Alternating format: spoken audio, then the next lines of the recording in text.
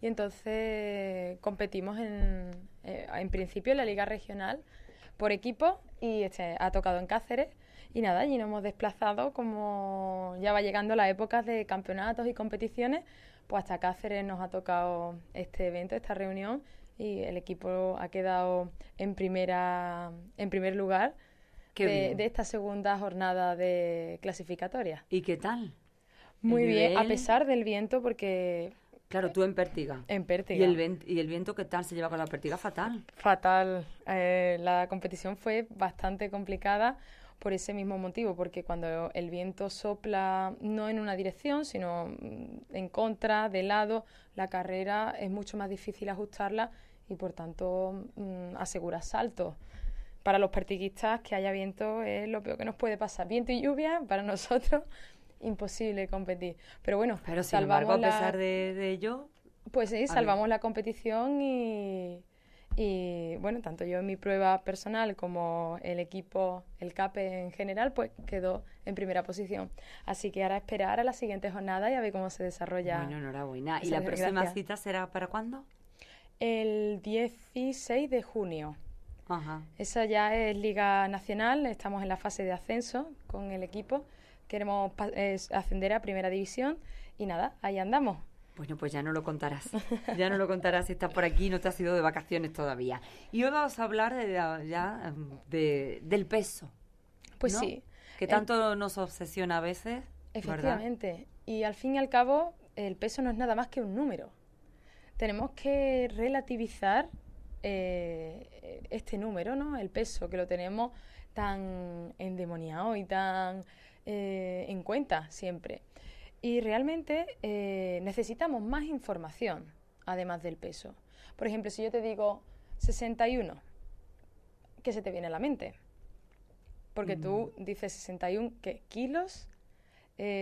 ¿Porcentaje de masa muscular? Claro, hay que diferenciar, ¿no? Claro. Entre lo que es una cosa y lo que es la otra. Entonces, necesitamos más datos. No solamente con el peso nos sirve para valorar de manera más o menos objetiva si nosotros estamos saludables o no. Entonces, obviamente, yo voy a tener esa referencia, el peso, ¿no? Vamos a coger mi caso. Yo peso 57 kilos. Entonces, ahora yo digo, ¿cuánto mido? Porque eso es otro parámetro importante. Claro. No es lo mismo, en mi caso, que mido 1,68 que una persona que pese 57 kilos midiendo 1,50. ¿Qué ocurre? Pues que la repartición del peso, en mi caso, va a estar mucho mejor que en el caso de la persona que pese 1,50. De igual modo, claro, va a ocurrir con las personas muy altas o las personas muy bajas. Si yo te digo 72 kilos, pues quizás si esa persona mide un 80 o un 85, sea su peso óptimo. Claro. Entre dentro de los parámetros normales. Pero si te digo ese peso para una persona que mida 1,60, pues quizás no lo sea. Es por eso que tenemos que solamente con un número, como es el peso, no nos sirve. Tenemos que indagar y destapar en qué se divide ese peso. Por ejemplo, uno de los parámetros a través de los cuales podemos nosotros intuir si estamos dentro del estándar o la media saludable es el índice de masa corporal. Es cierto que es un parámetro muy general, es decir, que le vale a la población activa pero no deportista. ¿De acuerdo? ¿Por qué? Porque este parámetro va a utilizar el peso y lo va a relacionar con la talla, con cuánto medimos. Entonces, con una fórmula muy sencilla, que es teniendo nuestro peso en kilogramos, tenemos que dividir el peso entre la talla al cuadrado. Y eso nos va a dar un número. A ver, el peso entre la talla, entre lo que medimos, entre lo que medimos al cuadrado. Ajá. Y eso nos va a proporcionar un número. Dependiendo del número, pues lo encuadramos en una tabla. Entre 18 y 25 está la normalidad. Es decir, que si yo entro dentro de esos parámetros, pues obviamente voy a estar saludable.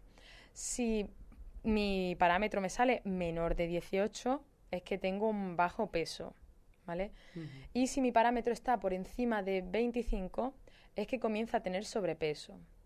Ojo, si cuando hacemos este pequeño cálculo superamos los 30, ya tenemos Un problema. Ya tenemos un problema.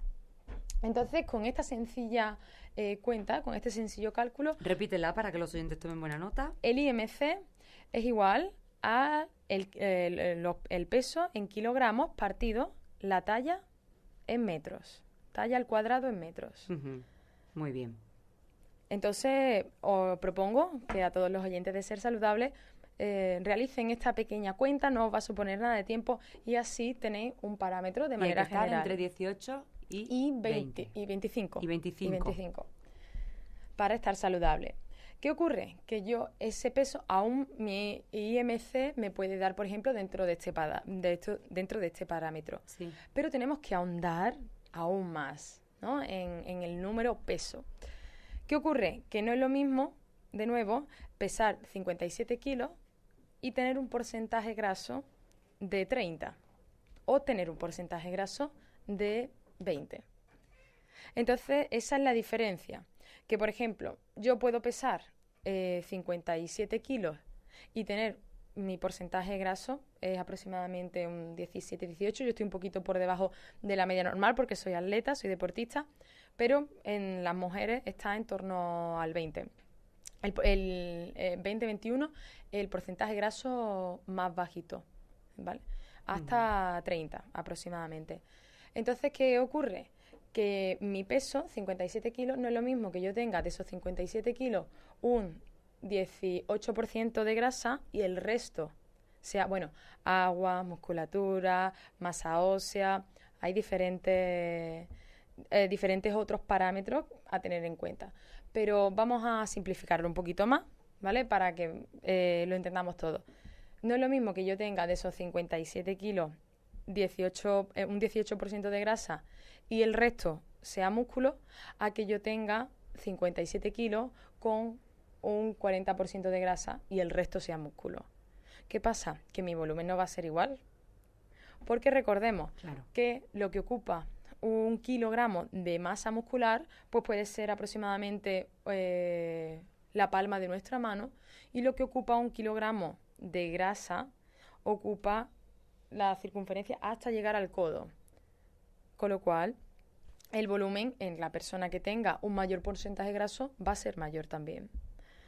Esos parámetros de normalidad están ahí por algo, porque necesitamos tener un equilibrio entre nuestra grasa y nuestra musculatura.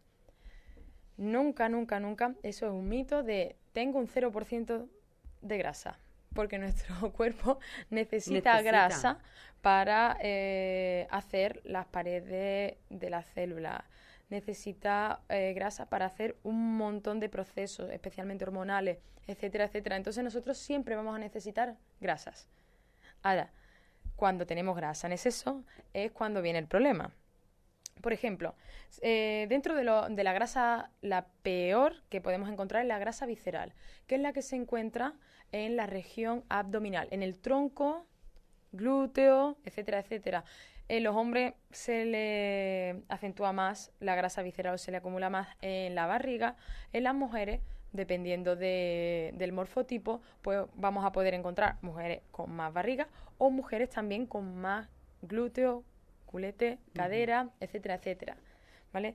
O cuerpo pera o cuerpo manzana, que es más o menos el morfotipo. ¿Y qué hacer con esa grasa que quizás es la que más preocupa, ¿no? Es la más preocupante porque la grasa visceral es la que se introduce entre los tejidos y entonces es la que puede provocar mayor riesgo cardiovascular.